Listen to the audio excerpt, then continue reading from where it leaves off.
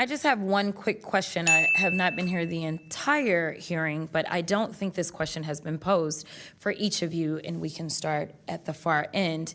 Do you believe that all Somalis are engaged in fraud? I do not, and I'd like to... Okay, just yes or no. Next. Of course not.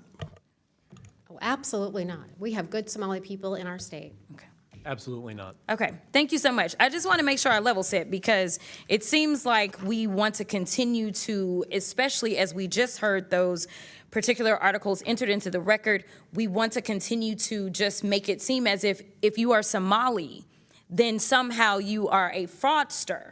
And this administration has decided that it wants a target on their backs. And so when my colleague, Ms. Randall, decided that she wanted to talk about the threats that are being made towards various Somali people, the reason she brought it up is because this particular side of the aisle has a tendency of if one person does something bad, especially if they are an immigrant, then we are going to cast aside that entire community. So I wanted to level set, and I appreciate your honesty because that's something that we very rarely get from my colleagues on the other side of the aisle.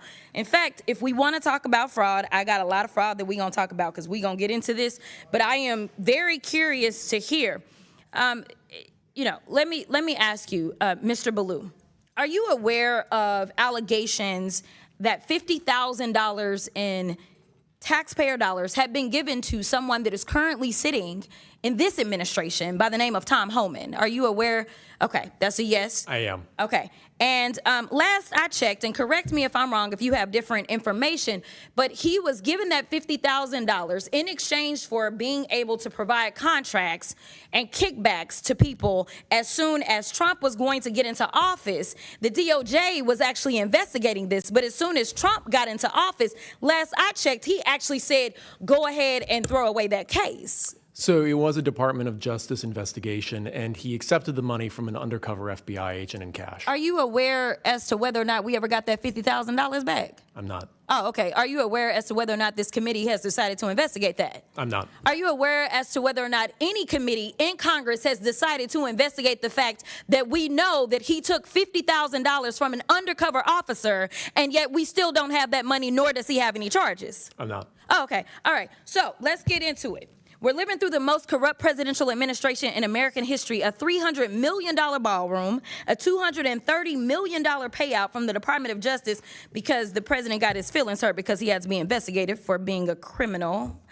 Hundreds of thousands of taxpayer dollars spent at Trump-owned properties around the country, Trump-branded wine being sold at the Coast Guard exchanges, American taxpayer dollars being spent on DHS propaganda ads on Truth Social, awarding federal contracts to corporations in exchange for campaign contributions.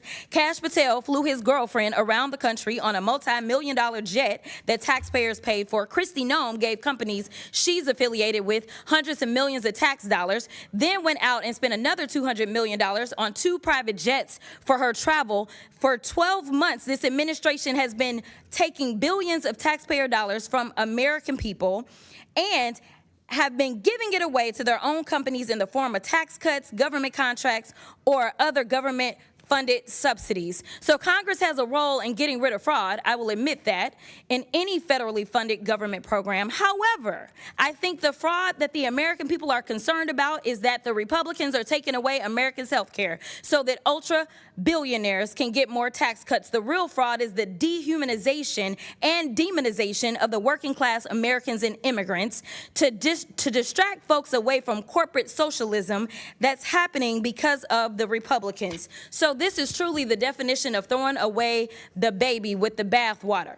The Republican philosophy is that if the cost of living for the average American increases, they're on their own. But if the cost of doing business increases for the wealthiest people on earth, well, then it's the government job to bail them out. But I want to get to my last question because, Mr. Ballou, I got to give you a chance. He's been issuing pardons for numerous people who have defrauded the American people. And Republicans on this committee, yeah, just as quiet as the room just got, right?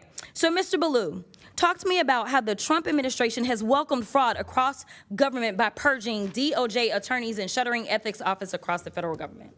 Well, you know, one of the things that's been a common theme in this discussion so far is potential government employee involvement in some of these schemes. That hasn't been proven yet, but it does seem to be alleged. The concern that I have is the office that would prosecute that in the Department of Justice, the Public Integrity Section, has been largely defunded and decimated.